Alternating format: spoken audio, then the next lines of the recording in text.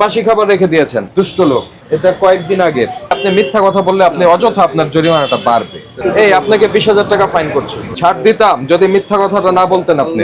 আপনারা কোনোটারই উৎপাদন মেয়াদ দিচ্ছেন না। টোস্ট, ওই রুটিটা দেখি তো। এটা তো ব্রেড, তাই না? ব্রেড উৎপাদনের জন্য বিএসটিআই এর অনুমোদন লাগে। লাইসেন্সটা আছে? ওটা মহাজনের কাছে। মহাজনকে আসতে বলেন। মহাজন একটু বাইরে গেছে তো, কবে তৈরি করেছেন এটা? এটা হয়েছে স্যার সকালে। আমরা বুঝবো কিভাবে? হয়েছে স্যার, সব হইতেছে তো এখানে। না, ওইটা দেখে তো আমরা বুঝবো না। যেটা হচ্ছে সেটা হচ্ছে। এই মুহূর্তে আমার সামনে হইলো, কিন্তু এটা কবে তৈরি করেছেন? এটা স্যার আমাদের সকাল দোকান খোলা হয় 6টা বাজে। কি দামে বিক্রি করবেন? কোনো মূল্য তালিকা আছে? হ্যাঁ স্যার, সব ওই যে লেখা আছে। এটা কত বিক্রি করবেন? এটা 100 টাকা স্যার। কোথায় লেখা? এটা হচ্ছে রেগুলার রেট 100 টাকা। রেগুলার ব্রেড 100 কোথায় লিখেছেন? না, এটা তো ভোক্তার অধিকার, ভোক্তাকে তো জানাতে হবে যে আমার এই জিনিসটা আমি তৈরি করেছি এতদিন আগে বা আজকে, এটা এতদিন পর্যন্ত খাওয়া যাবে। এটি বিএসটিআই এর থেকে আমি অনুমতি পেয়েছি, এই যে বিএসটিআই এর মানচিহ্ন, এবং এটির মূল্য এত, এটার ওজন এত। এই তথ্যগুলি দিতে হবে। এই তথ্য ছাড়া তো আপনি এই ব্যবসা করতে পারবেন না। নতুন মানে কি, কবে দিয়েছেন? এটা স্যার আপনি 6 মাস হয়েছে। 6 মাস? 6 মাস অনেক সময়। অনেক সময় যাবত আপনি এটা পরিচালনা করছেন সরকারি নিয়ম নীতির না মেনে। কি দিয়ে কি তৈরি করছেন? ভিতরে আর কোনো জায়গা আছে? এখানেই কি কি ফ্লেভার রং ব্যবহার করেন আমাকে একটু দেখান। আর একটু কষ্ট দিয়ে আপনাকে এদিকে আসেন, ওই উপরের ওইটা একটু নামাই নিয়ে আসেন। জি,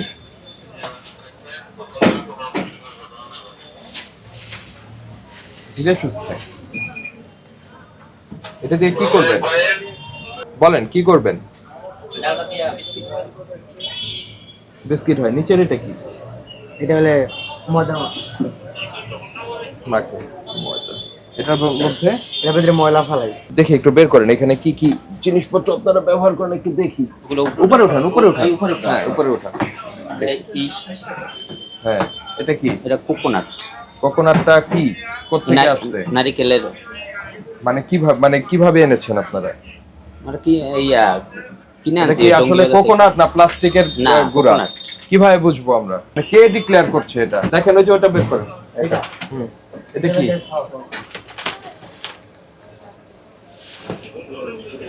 ও আচ্ছা, ওই সস। ঠিক আছে। এটা বাদাম। বাদাম, ওকে। এটা জেলি। জেলি। তার পেছনে তার পিছনে যে কালো জিরা। কালো জিরা। তারপরে বেকিং বেকিং পাউডার। পাউডার। একটু বাইরে নিয়ে আসেন। Baking powder. বেকিং পাউডারটা বাইরে নিয়ে আসেন।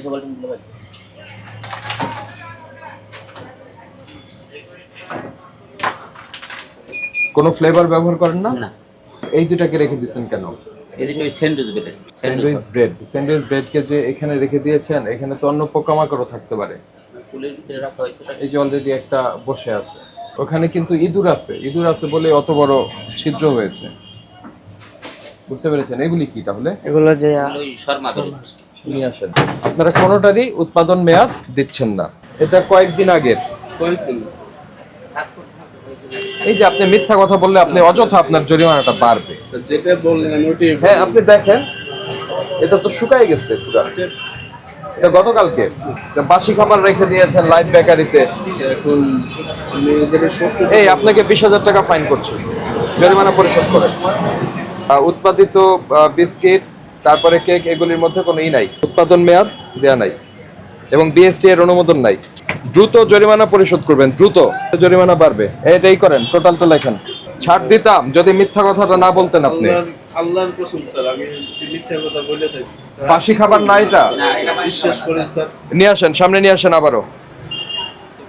জরিমানা বাড়বে কিন্তু। ফ্রিজ আছিল তো। কেন ফ্রিজে থাকবে আমারে বলেন? লাইভ বেকারিটা কেন ফ্রিজে থাকবে? আমাদের সঙ্গে তো গণমাধ্যমের লোকজনও আছে। এটা কি আজকে রান্না করা? আর যদি হয় তাহলে লেটুস পাতার এই অবস্থা হবে? এটা আজকে ফ্রিজে ঠান্ডার কারণে মানে তো ফ্রিজে রাখবেন কেন যদি তাজা হয়? ব্যবসা আল্লাহর কসম দিয়ে না, ব্যবসা হবে হচ্ছে যা আপনি রেখেছেন, কি রেখেছেন, কিভাবে করছেন তার উপরে। দুষ্ট লোক। বাসি খাবার রেখে দিয়েছেন, আবার বলেন যে এটা আজকের, যদি দেরি হয় প্রতিষ্ঠান বন্ধের আদেশ লিখে ফেলেন। যদি লাইভ হয় তাহলে ফ্রিজে রাখার প্রয়োজন পড়লো কেন? আর প্রয়োজন যদি হয় তো সবগুলি নয় কেন, শুধু এই কয়টা কেন? দুষ্ট প্রতিষ্ঠান চালানোর দরকার নাই। লোকজনরা মিথ্যা কথা বলে বাসি জিনিস খাওয়াবেন, দরকার নাই তো। এই ফলের দোকানটা মানে করছে করে আপনাকে কি কি করতে হবে এটার একটা চেকলিস্ট দিয়ে দিবে, ওই অনুযায়ী আগাইতে হবে। প্রথমে আমি বলছিলাম যে অনুমোদন গ্রহণপূর্বক, কিন্তু এখন আমি বললাম যে আবেদন করবেন, আগে আবেদনটা করেন। আবেদন ছাড়া ব্যবসা করতে পারবে না। আগামীকালকে আবেদনের প্রসিডিওর করতে হবে, বুঝতে পেরেছেন?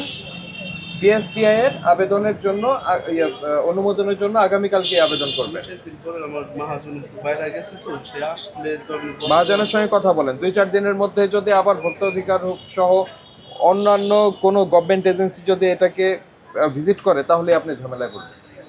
সেটা তো বাইরে গেছে, কালকে রাত্রে গেছে, নাস্তা তাকে ফোনে জানান যে এটার আবেদন দিতে হবে, 1 নাম্বার।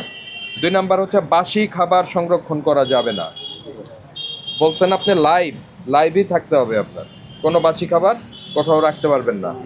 পণ্যের মোড়কে উৎপাদন, মেয়াদ, মূল্য, ওজন ঘোষণা করবেন, বুঝতে পারছেন? আপনার এই কি বলে এটাকে,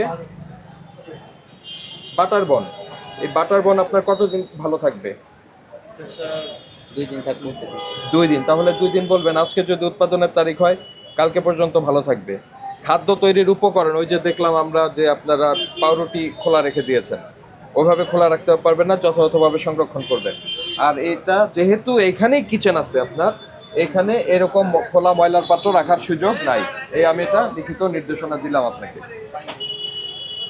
কুয়াকাটা, বরিশাল এসব জায়গার লোকজন সামুদ্রিক মাছ খায়, আয়োডিন বেশি, এজন্য বুদ্ধি বেশি। এলোমেলো কথাবার্তা বলবেন না। আমি তেল কিছু বলি বলছেন যে ওটাকে বাসি না এই দাবি করেছেন, না, ওটা কালকে এটার এটা কারণ সেটা বলি না, আমি ফ্রিজে রাখছি মানে এই জিনিস এই কারণে আপনার ফাইন হয়েছে। এলোমেলো কথা বলা যাবে না। আমরা তো বুঝতে পারছি, ট্রেনিং নিয়েই তো আমরা মাঠে এসেছি।